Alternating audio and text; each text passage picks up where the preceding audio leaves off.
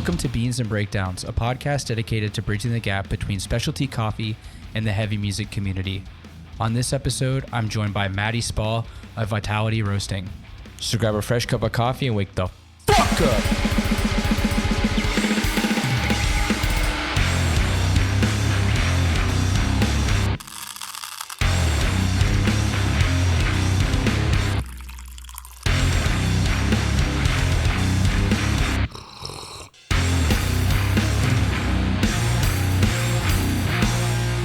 Caffeine the crew. Today I'm joined by Maddie from coffee and from music. So this is we got a double trouble, I guess I would say.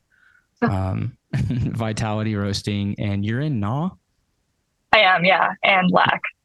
And Lack. Okay. I didn't know if you were in Lack or if you were just associated, you know, how totally hardcore works now. So how are you doing today? I'm doing great, thank you. How are you doing? I'm doing good. I won't completely say maybe some of the borderline illegal things that are happening right now with the driving and the calling, but it's we're just getting some logistics sorted out. But I'm doing well. Like I was saying earlier, just have a lot of snow and it just got oddly cold for the next 2 days. But otherwise, it's good times. Yeah. Are you drinking coffee right now? I am, yes. What are you drinking? I'm drinking a drip coffee, and I forgot to ask the barista what it was, which is such a bummer. I specifically went to like one of my favorite shops in town because I was like, I'm going on the coffee pod. Like, I want to drink something cool. But it's from Fragment. If you're ever in the Twin Cities, it's probably one of my favorite shops here. What beans do they do by Vitality, or is it a different roaster? No, they do multi-roaster stuff. Okay, so they're always getting in new beans, which is pretty cool. Is there a roaster that they like get that's pretty, I don't want to say like maybe exotic, but out there for your area? They do like a lot of international stuff. So I don't know all of the roasters that they work with, but I'm never usually familiar with what they're brewing, which I think is a good thing because, you know, a lot of places in town use the same few roasters or roast their own, which is cool. But Fragment's always bringing in something different. I have a lot of respect for that because it's never cheap to do. No, and it's super challenging. Like their baristas are so talented to be able to dial in different espressos every week and make the drip taste good. And yeah, it's really impressive what they're doing. Do they do like a lot of single origin espressos that rotate as well? Yes, it's awesome. They always have like 4 different espressos on the menu, which is very exciting for a coffee roaster to be able to try like a bunch of different things. So that's always cool. Oh, I'm very envious of that.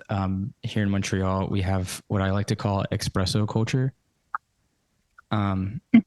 which is like the French style of you have one espresso blend and you just do like a lot of espresso drinks. Oh, yep. Mm-hmm. Like most places have a mochaccino on the menu. What is a mochaccino? It's a cappuccino. I guess it's just mocha. Like a cappuccino, but chocolate. Okay. Yeah. That's cool. Which is a very like Euro thing. I feel like. Yeah. That's funny. That sounds like a made up drink. It really does. The first time I saw it, I was like, what the hell is a mochaccino? Because I just am used to mochas. Yeah. I'm very envious of that. I really like when a shop goes out of their way to work really hard and bringing in different kinds of roasters, but also doing different single espressos is it sounds super challenging, honestly. Yeah. My co-roaster Meg, she is a barista there, so I hear about like, you know, how things work there a little bit, and she knows so much about espresso, and it's really awesome to like work with somebody who is doing that. Because I was a barista for quite a while at like a second wave kind of shop, and then moved into a third wave shop, like learned quite a bit about espresso, but then I just got really into roasting. And I feel like my roasting knowledge is, you know, I'd say I know a lot about roasting coffee and sourcing coffee, but when it comes to like espresso maintenance and like being a really good barista, I feel like I'm kind of lacking in that department. So it's really cool to work with her and talk about it. I vibe with that. I feel like there's roads when you get into the third wave game that you go down, and it's like a pick your path game where you can go the roasting route, like roasting, sourcing, supply chain, things like that. You go Hmm. like espresso maintenance, mechanics, and milk mechanics, which is fancy buzzword. And then Yeah. and then you can go the filter route where it's like your life is dedicated to all kinds of drip. Dude, yeah, like the home brewer people that are like really good at brewing their own coffee, like impress me so much. But I think I'm used to the luxury of just going to the cafe that I roast for. And if I'm like I want free drip coffee, I'm just gonna go to my cafe and like Right. just help myself to a cup. Um, yeah, I don't know. But yeah, you're so right. There's so many different avenues you can go down. And I have, of course, I want to do it all. I do engineering work for like music equipment sometimes, like Mhm. very like loosely using that term. Like I fix my own gear. Um, and I've like made a few pedals and stuff, but I'm like, I want to fix our espresso machine. I want to learn how like the roaster works and do all of it. But there's time, right now I'm on the roasting path and like someday I'll go down the technician path, I'm sure. Yeah, definitely. I mean, there's definitely time for that, especially like learning the how a roaster works is I feel like you learn one and it's kind of everything similar, unless you're working on like a loring style compared to like the more traditional drum roaster, like a Probat or, Hmm. something in that range. But Oh yeah, totally. espresso is so weird. It is. And I don't even drink it that much, but it intrigues me so much, like how it's made. mhm. But yeah, Yeah, it's crazy. um, I'll talk about what I'm drinking. Yeah. So I had Bryce on the podcast from he pronounces it Epic. To me, it is spelled Epoch. I don't know Oh if yeah. you're at a safe place to read this. If you can see Oh that, yeah, it's totally. Epoch, right? Well, I isn't that word one of those funny words that's like spelled a certain way, but it's like it might be pronounced epic. It could be. I may be wrong. I I don't know. apologize to anybody who pronounces it Epic. I pronounce it Epoch. I think you're Chemistry. on to something. Put it. What's going on, chat? Put it in the comments. um, so they do a lot of. I would say it's probably the most Scandinavian style shop that I've been in Canada. Hmm. In terms of like how they roast and the like kind of the mission behind their profiles and stuff. But this is their peaches and cream. It is a natural processed Sadama, which is Ethiopian, and Hmm.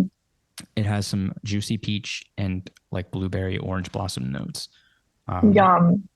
very, very, very good. Like I had one of the best pour overs I've had in a long time when I was there, and they did it on a one of the April drippers. Hmm. Um, and it was their Tres Dragones, which he actually used in the Barista Canadian Championships like a couple weeks ago. Wow. So yeah, they're serious business over there. I don't know. It's a little Hmm. too nerdy for me, I think. Um, Hmm. but the shop was beautiful and the service was incredible. So props to Epic Epoch Chemistry over in Moncton, which I would say is probably the one of three great things about that city in general. Cool. Mm. That But coffee yeah, sounds awesome. We it used to have sounds it in Ethiopia from that region, and it was like my favorite coffee. But we switched to a Kayon Mountain, Ethiopia, which is also really beautiful. I actually really enjoy a Kaon Mountain. Hmm. One of the like roasting society here, they're a co-op, so they brought in a huge, I think, importation of Kaon Mountain at one point. So a lot of the roasters were using the same, but putting their twist on it. Cool. It was good. Yeah. I remember it was like I tried three variations of it, and I really enjoyed like all of them. Just really consistent coffee. Nice. So yeah, thank you, Bryce, for the guidance and for just being a great person. Um, so yeah, Do you have a life changing cup of coffee that you've Oh, had? I feel like it was recently, honestly. Oh my gosh, that's a really good question. Um, I feel like, well, recently I went to Honduras to like meet some of the farmers we've been working with. And I mean, we tasted so many coffees when we were there, but there was this one washed coffee that like everybody in the room rated it super high. And it was like probably just like one of the nicest coffees I've ever tasted. And I wish I had more details about it. I have my notebook. I can pull it up actually. It was a washed geisha. Ooh, Yeah, it was really, really lovely. But we'd tasted like 30 coffees by then, and that one like still managed to stand out. It was very memorable. that's I think that's an indicator of like just a very good coffee, Absolutely. man. Do you remember any of like the profile on it? Oh yeah. I've got all my notes. It was like mango and it was really clean but sweet at the same time. What else did I write? Citrusy, apple, chocolate, nice balanced malic acid.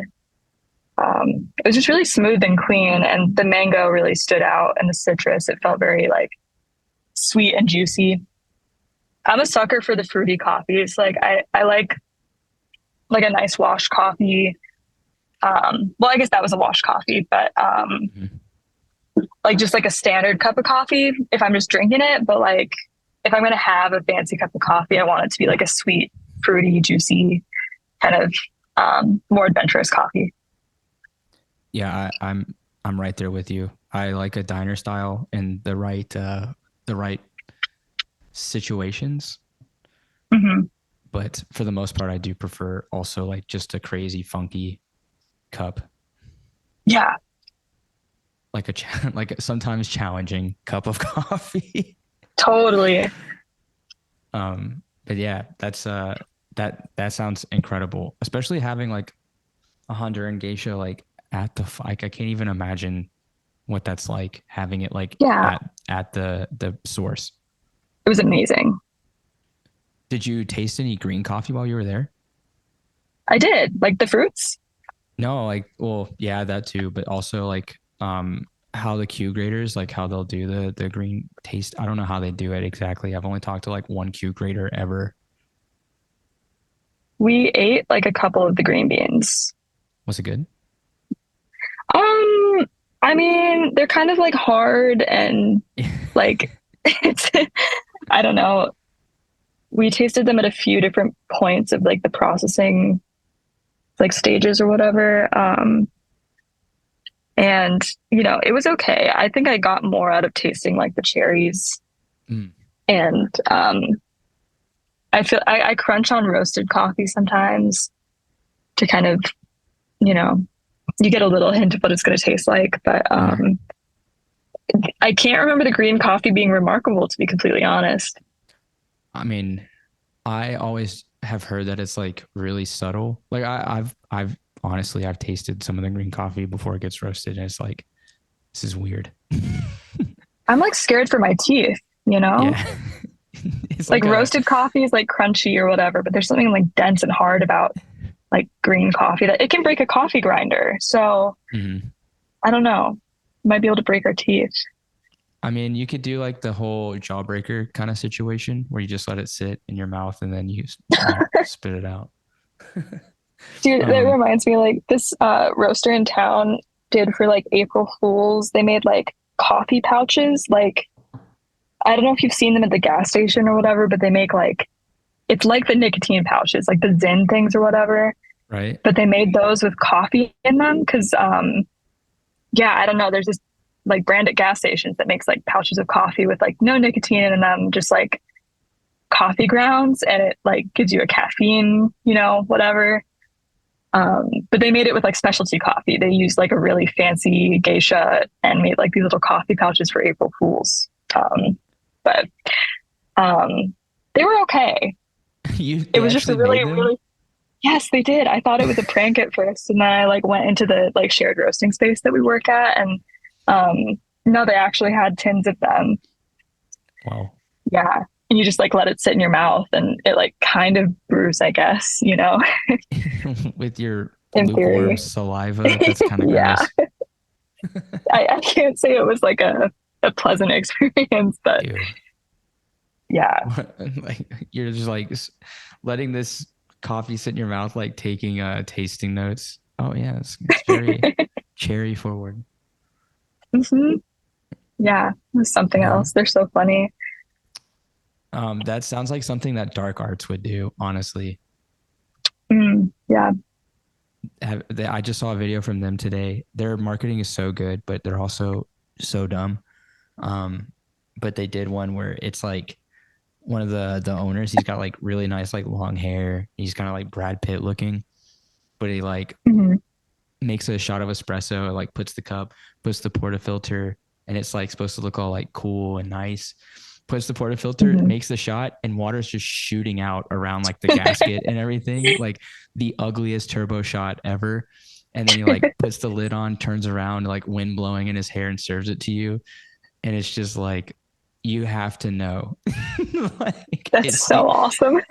it's so funny. It's like that old DeLonghi ad that they made with, wasn't it with Brad Pitt that they did that? Where it was like fresh coffee beans. Maybe. I don't Hmm. know. That was a while ago, but it was very funny. But Yeah. yeah, Dark Arts does a lot of that like trolling stuff. It's awesome. Yeah. Gotta love it. It's all about the I think branding coffee now. gets, yeah, it gets taken very seriously too. And I think it's good to kind of like bring light to coffee and like, have a joke every once in a while. Definitely. There's a Yeah. roaster here that only shares memes. That's awesome. I bet they do really well too. Oh, they do. Yeah, they do Yeah. incredible coffee. Hmm. They had a Yemen for a while that was good, and they had one from Yunnan, China that was incredible. Mm. So they do a lot of like very serious sourcing, but then they just put Yeah. out all of their posts. It's just shit posts. It's awesome. Yep, it's they have their brand. Yeah.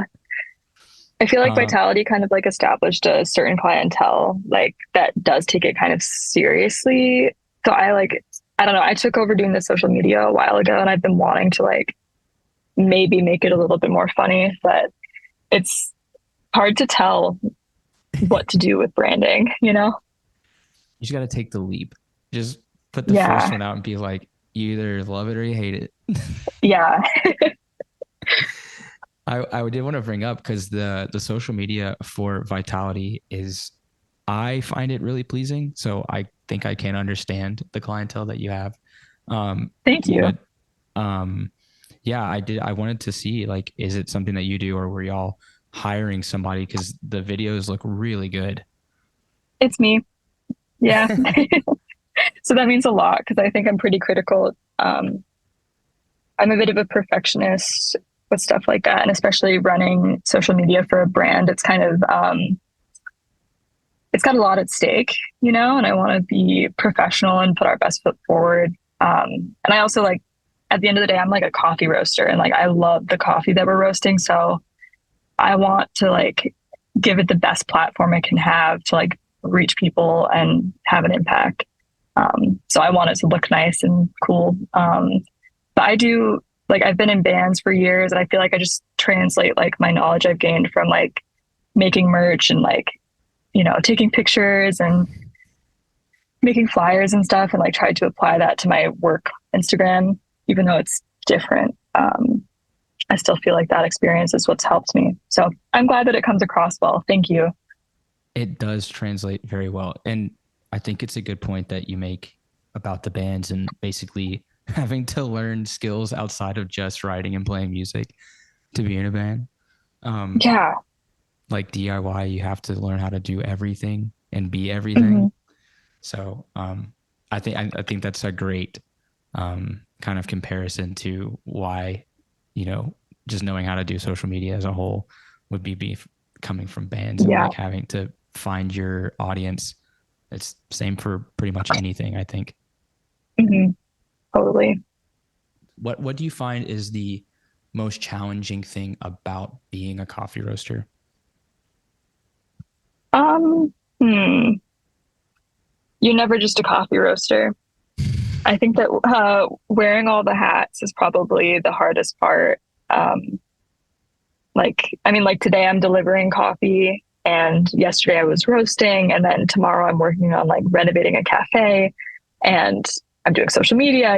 There's like so many different things that go into running a roastery that, you know, I remember when I used to just be like a production roaster and I just like show up, roast, go home, and like that was super chill and awesome. And I love how much I've learned from my position that I'm in now. But I think that just like all of the responsibility that goes into it and the gravity of those responsibilities too, because the coffee comes so far and there's like so many different hands on it. Like, I was a barista, like that's a huge part of it is like serving the coffee well and like making sure the espresso's dialed in. And then roasting, it's like making sure my roast profiles are good, quality control. There's just so much that goes into it. Mhm. And the coffee deserves it too. So yeah, I think that that's the hardest part is you're never just a coffee roaster. You're, you know, creating a platform for the coffee. That is, I that might be the highlight right there. That's just really great. Talking about how far the coffee comes, and then like the final product that we see in the cup. That's something that I've talked a lot about before as well. Is like that end cup is like a lot of people I think take it for granted because it has traveled from thousands of miles away, and so many people have touched it along the line that Mm-hmm. it is like it provides income for so many people, and yet it's like so kind of difficult and tricky to work with. It's years of work too. Like it's not just like it's just crazy. I think I learned so much like meeting the producers that I got to. And they're saying like if they plant something, it takes like 3 years for it to, produce fruit. And I'm like, Mm-hmm. that's a crazy long time to be like nurturing this plant and like taking care of it. And then like, you can put all your heart and soul into a coffee. And then if someone, scores it at like an 82 instead of an 84, that's going to make or break how much you're making on like all of this work that's gone into it. Mm-hmm. And I think it just makes coffee like there's just so much more to it than we realize. Then I guess roasters kind of think about it a lot more, I think, but um, it's just important to acknowledge and think about when we're drinking our coffee that it's not just from that day. It's years and years of work going into Mm-hmm. making that coffee something special. Right. And it's not just like, the hipster looking barista and, the cool roaster people, but like there's families that rely on Literally. like this thing that we just have as like it's either a necessity or a commodity or something. But I find Hmm. it sometimes I do get in my feelings about people complaining about like pricing and things of drinks, Hmm. and but then you get the opportunity to explain like, well, this is why this coffee costs the way that it does. Yeah, totally.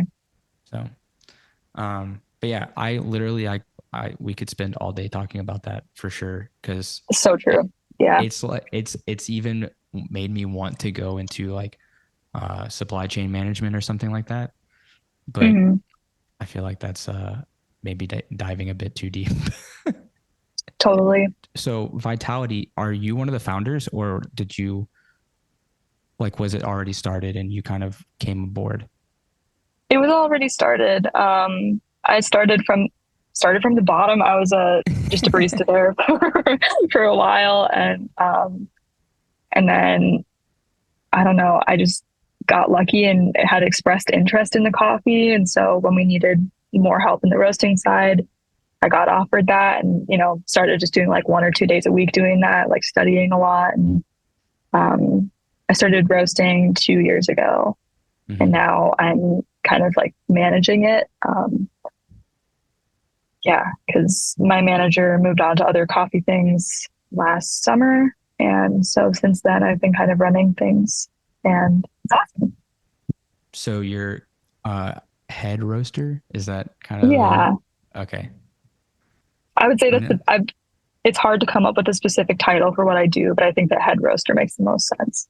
That's great. Um, so you do source though, like you're doing a lot of like Yeah. the sourcing of green coffees and things. hmm We do have like a big importer in town, Cafe Imports, who we do a lot Hmm. of work through. And then we've been working with SEMA Cafe a lot. Um, Andros from SEMA Cafe is doing really awesome work connecting roasters and producers in Honduras. So that's who we kind of went through for that. And he's really cool. I've learned so much about coffee from him. Yeah, that's awesome. I love sourcing, like the whole idea of it. I get lost in it though. Um, hmm just because I feel like there's so much information, like you're saying, like learning so much about coffee just from like an importer. It's the stuff that importers know is insane. hmm Yeah, How did you get into playing hardcore? that's funny. I actually met my coworker. Well, my bandmate now. We used to be baristas together. Alyssa, she plays drums in Gnaw, and she needed someone to record her band and knew I had music experience. But she just kind of took a leap of faith and was like, "Hey, can you record my band's demo?"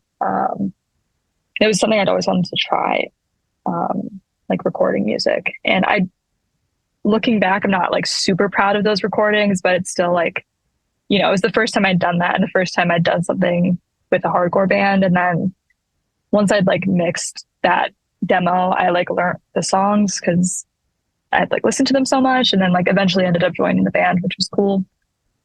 I was in like an indie rock kind of project in high school, and then that lasted like 6 years. So you've been playing music for like a long time, I guess. Yes. Yeah. What was I guess growing up like were you more influenced by parents, musicians, or was it just you kind of caught a bug like listening to music?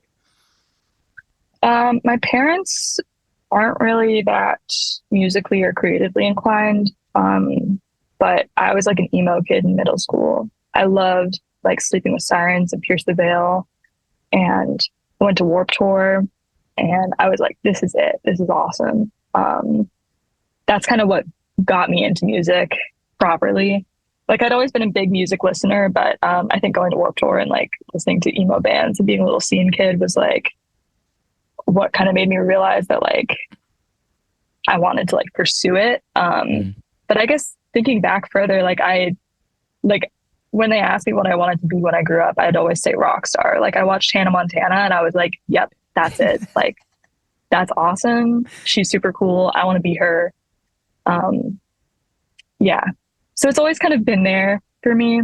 But yeah, I like joined my first like fake band when I was in middle school, and like we played the talent show and broke up. But then in high school I joined like that like indie band, and Hmm. yeah, that was kind of it. I was kind of in it at that point.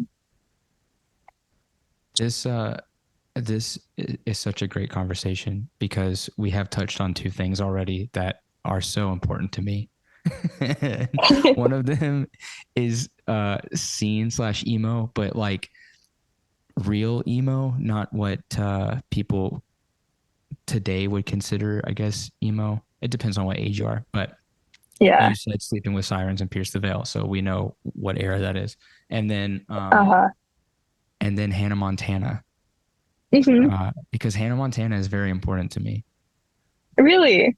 Yeah, I it's That's really awesome. funny. Yeah, I like with all the Miley stuff that had been happening, and then she dropped a new album. I was like, you know what? Like, I wonder if Hannah Montana still holds up. And then you kind of watch some of the episodes from like, because Disney Plus has all the Hannah Montana stuff. If you go back and watch, it's like very impressive as like a 9, 10 year old that she's able to like hmm act and sing that way. It's crazy. Yeah. No, So she's awesome. I And know the music holds up too. it does. If We Were a Movie by Hannah Montana, such a good song. This is this. I mean, I can't even tell. What about the Joe Bros? Are you a Joe Bros fan? Oh yeah. Oh yeah. I always say that Gnaw is FFO Jonas Brothers. Oh my goodness. This Yeah. explains so much. Yeah. I saw them for the first time. and was like late last year, or yeah, it was late last year.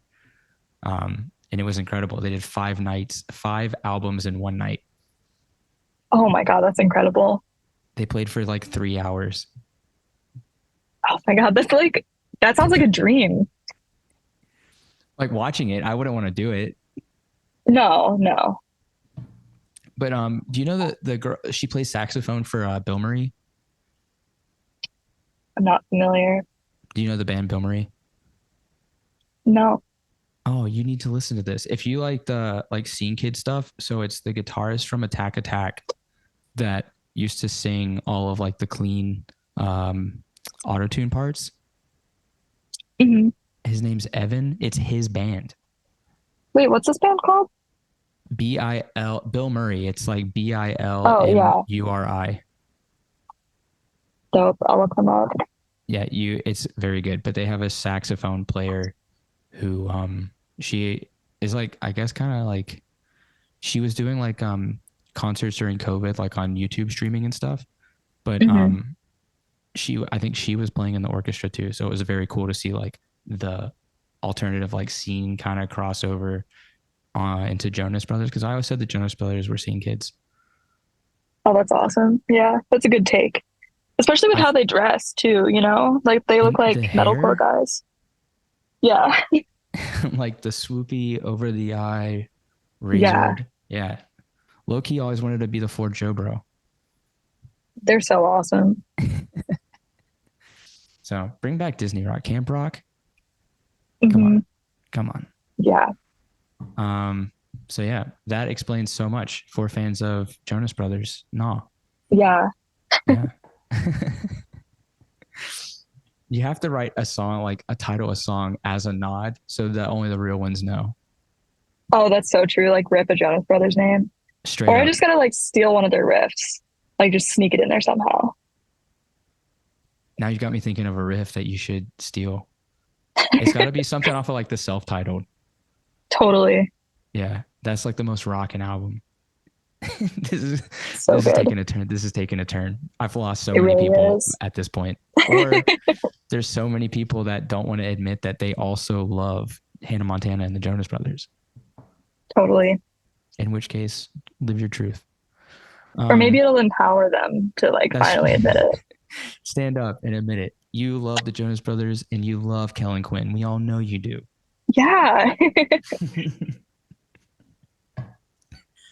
I'm not gonna lie. King for a Day is a regular on rotation music video in my house on music video night. It holds So up. it does. Hmm. Also, Music video night. That's awesome. oh, it's mostly like I don't know if you're straight edge or not. But I am. Yeah. I am not, and my wife is not either. So we'll have like margarita night sometimes, Hmm. and watch music videos for like hours. It's kind of And a dope concept. it's fun. Like we're just sitting at home watching music videos, drinking margaritas. I feel like that would be a good party theme is like everybody picks a music video that they want to like show the group, you know? That is a great party theme. That's got me. The ideas are rotating now. Or better yet, you have to dress up from the music video too. Come on. Okay. That's like a level up. There's a bar down the street from my house called District Video Lounge, and you can literally have Mhm. thousands of music videos and you can request music videos for them to play. That's so sick. I've never been. It looks scary, but I kind of want to go. Hmm. But yeah, I think I'd rather do the party and have everyone Yeah. dressed. I wonder how many people would come dressed as Pitbull though. Oh my God, that's so true. Everybody's dressed as That's kind of a Pitbull. good one. Don't let me get down a Pitbull rabbit hole. Oh, is this a thing? My username is actually like a nod to Pitbull. Like it's Mad Dog Worldwide on Instagram, but it's like Mr. Worldwide. So is this ironic? Like, are you doing this ironically, or are you truly like a fan of Mr. Worldwide? I'm gonna say ironically, but like semi-ironically. Like I still put him on, you know? There's only like Miami as a whole is like a character of a city, but then you got this one guy that encompasses all of Miami. Yeah, Come he's the on, mayor. He's the mayor of Miami. Dale. I mean, certified hits though. Seriously. This is this is gonna turn into the most random episode. Is we've talked I about love it. Josh Miley, again Pitbull. I do love Pitbull though. I feel like admitting that you like these artists is the same as being brave enough to admit that you like diner coffee and gas station coffee sometimes. Like there's like a nostalgia and like a certain like character about it that's like it's bold to admit, and I stand by it, and I still like really good coffee and really good music. You know, you can have both. that I feel that like it's a good vibe. I feel like everyone like nowadays people are so serious, and then like online they're like they have to be this serious person. Like I like all Mm-hmm. these interesting niche things, but like it's okay to be basic sometimes and like weird shit. Mm-hmm. Yeah. So, since we're on a cringe path, there's kind of a weird deep, I won't say it's loose cringe, but like there's a deep cut emo reference that comes up often between me and my wife, and I need to know if we're not alone. Um, there's a cover that was done by this band called Framing Hanley. Mm-hmm. Do you know what I'm talking about? I don't. I'm Okay, never sorry. mind. It's okay. They did a cover of a Lil Wayne song, and I just needed to know if it was like Oh my God. not just if it was like I think it depends on how far into emo you were, because I had friends in high school that were also like on that, but this was like very early 2000s. Was it on like Pop Goes Punk or something? Mm, no, I think they just did it themselves. Wow, that's bold. That's It funny. it was. I was a Pop Goes Punk though, and Punk Goes Crunk. I don't know if you ever saw that one. Yeah. Yeah, I'm vaguely familiar. The Worst Prada did Still Fly. I got to revisit that. It was a good time. Devil Wears Prada is a really good band. Thank you. I need more people on this. Devil Wears Prada holds up. Plus, Yeah. with the Dying Wish connection, like very very cool. Hmm. Um, you played with Prevention recently. Yeah, How was that? that was incredible. I love Prevention. Um, yeah, I think that was like one of the most fun runs I've ever been on. I talked to Evan not too long ago, and he's so nice.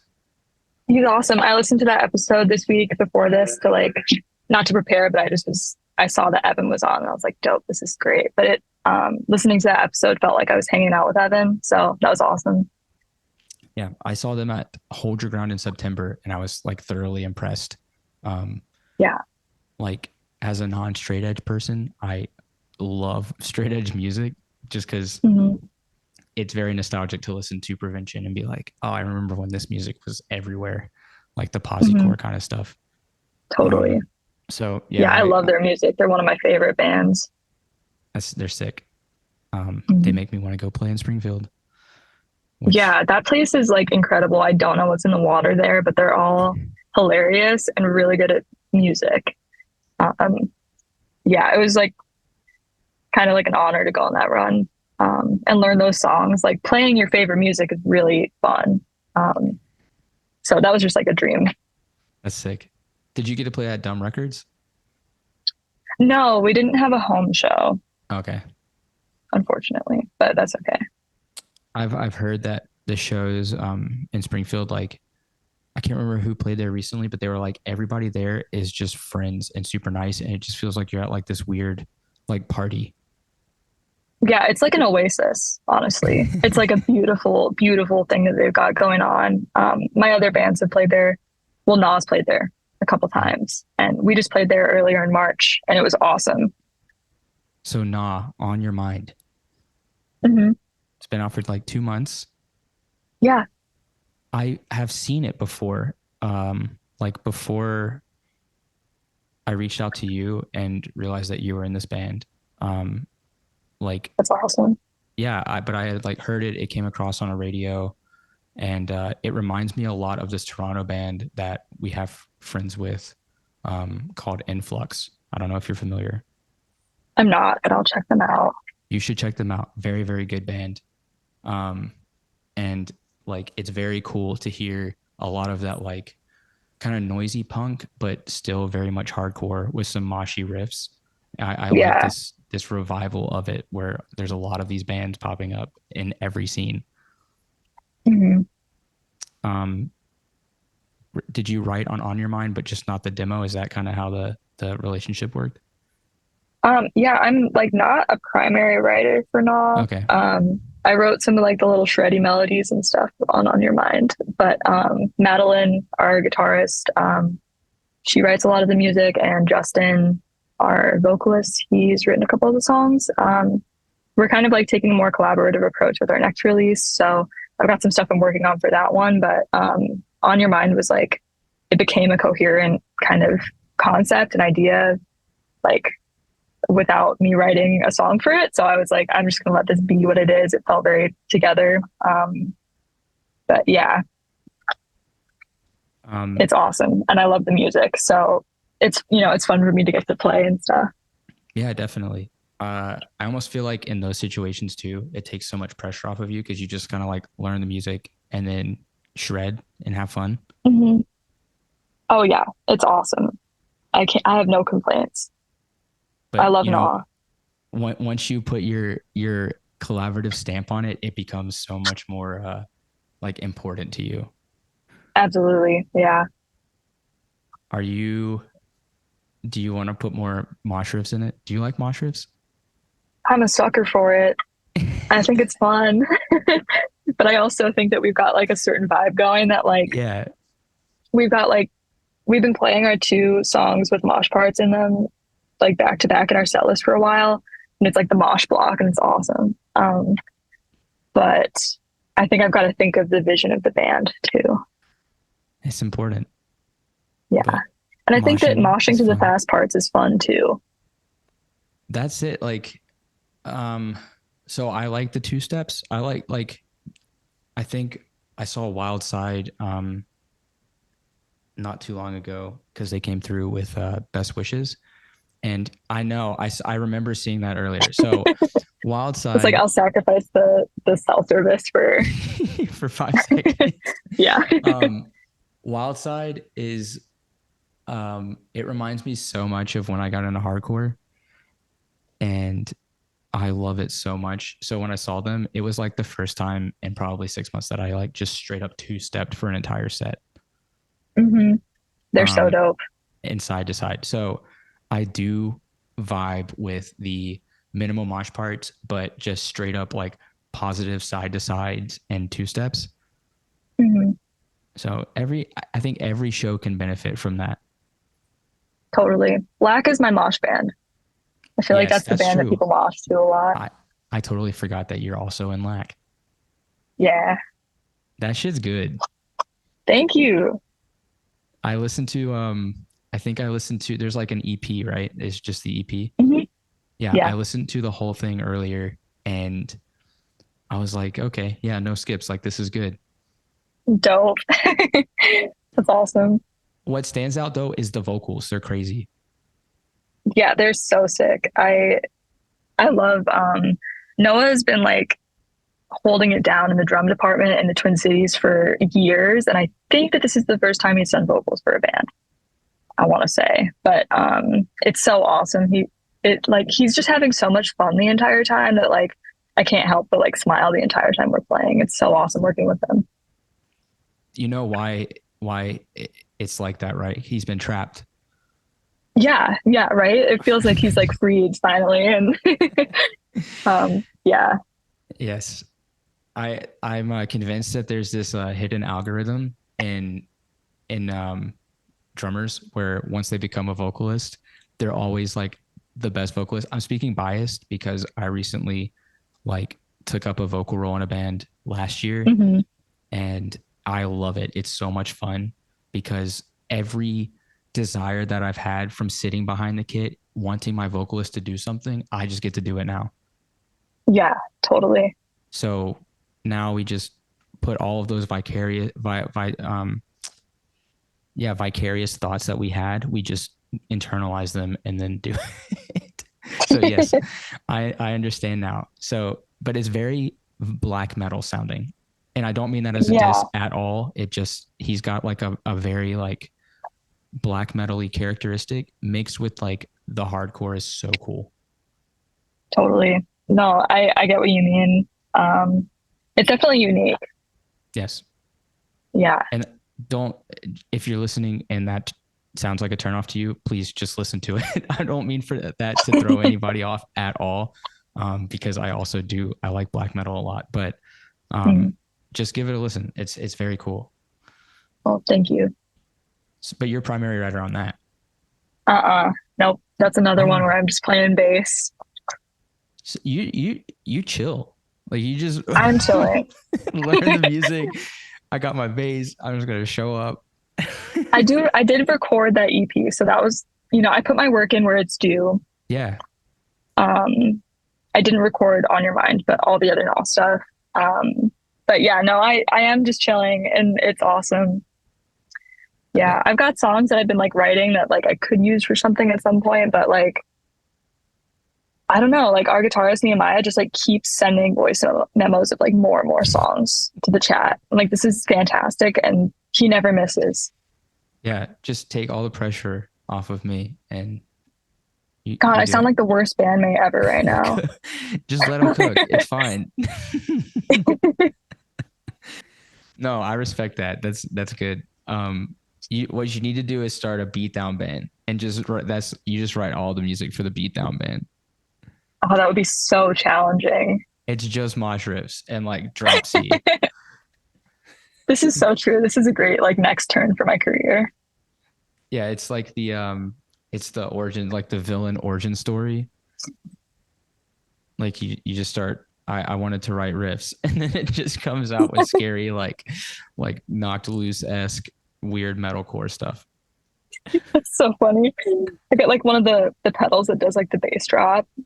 Oh You can't no. trust me with one of those things. I think if I had one, I would just think it was so funny and do it all the time. I was in a band where the bassist had one, and I had to take it away. No more bass drops. Stop. Oh my God. You gotta Yeah. hit it Mom on the said no more one. bass drops until you do your chores. Take away the controller. Um, yeah, that's I mean, it's when you have that pedal, the intrusive thoughts just start arising instantly. Yeah. Like at the beginning of the two-step section, hit the bass drop. Why would you do that? Why would you do that? Oh, but Um, it's so funny. I guess people wouldn't realize if it was ironic or not. what are the upcoming plans that you have, whether you're touring with somebody like Prevention or for Gnaw? What do you got going on? Um, hmm. Well, Naw's kind of in like a writing period, which is awesome. Lack is going to record soon. I don't have any tours coming up. I would like to though. I'd like to do that again soon. Um, I think Naw is like looking at like booking something in like the late summer, Nice. but yeah, we're just kind of chilling for a little while before that. I've got like some recording projects coming up. I'm recording a couple of my friends' bands. Should be cool, but yeah, work is like really busy right now, so I'm just trying to like take it easy and hustle for a while. The cafe that y'all are renovating, it's already an existing one that you're just updating, or did y'all kind of take over a cafe and are opening it under the name? We took over a cafe, yeah, Nice. yeah. So it's like a lot of the way set up, but yeah, it's fun. I like the takeover method over like just establishing a new cafe. Yeah, it's been a coffee shop under like many different people and stuff for like years. So it's like the spot is established as a coffee shop. It's always been a coffee shop. Right. So I think that's a good location to have a coffee shop. And you don't have to plumb anything, which is the worst part. Yeah, thank God. I don't want to put plumber on my resume. Mm-mm. I've done it before. It's Mm-hmm. terrible. Oh God, yeah, I can only Yeah. imagine. There's cement work involved. It's terrible. Oh, ooh, Yeah, no, you don't want to do mm-mm. it. No. That's cool that you also record. Are you doing mixing as well? Yeah, I am. That's very cool. It's fun. Thank you. It's weird that you are a coffee roaster and you also record, because you're doing basically the same thing for both Yeah, coffee and for literally. music. It's Oh, very that's weird. interesting. I love that though. I really like seeing the similarities between the different creative processes that I get to do. Even, yeah, just like, yeah, roasting coffee and producing music is very similar. And I think, I don't know, like the different, how am I trying to say this? With mixing, a lot of times, I feel like you can rely on visuals a lot, like when you're EQing and stuff. And I try to use just like the numbers and the knobs more to like challenge my ear. Likewise with roasting, I try to not look at the profile graph as much and like just use my sensory skills and look at the temperature. There's so much crossover. Yeah. Maddie, this conversation has been very, very great. I had so much fun. This is awesome. I really appreciate you taking time and talking with me in the Thank middle of you. your workday. Likewise. Hey, it's been a really nice lunch break. A long lunch. Well, before we go, let me know, what is your favorite city for beans and breakdowns? Ooh. Um, for beans, I'd say Minneapolis. Um, like we have so many amazing roasters here. I think SK Roasters, Wesley Andrews, Fragment's not a roaster, but really good coffee. Those are like my top three here. Breakdowns though, that's hard because I want to say, hmm,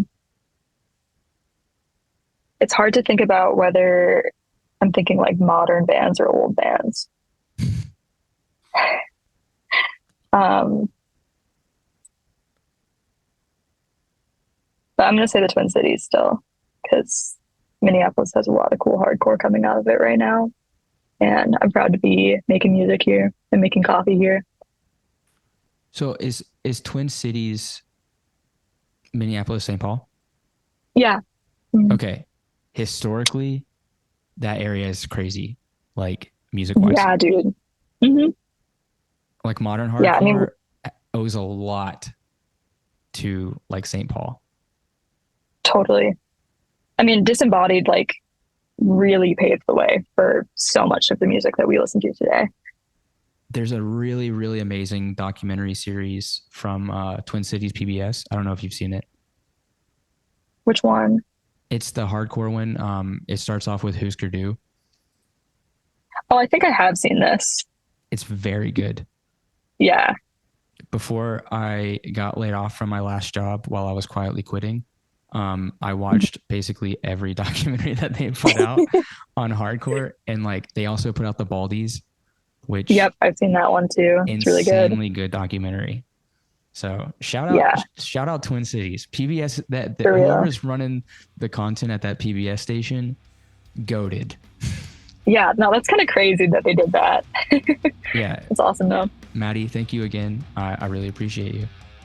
Yeah, thank you. It's been so awesome.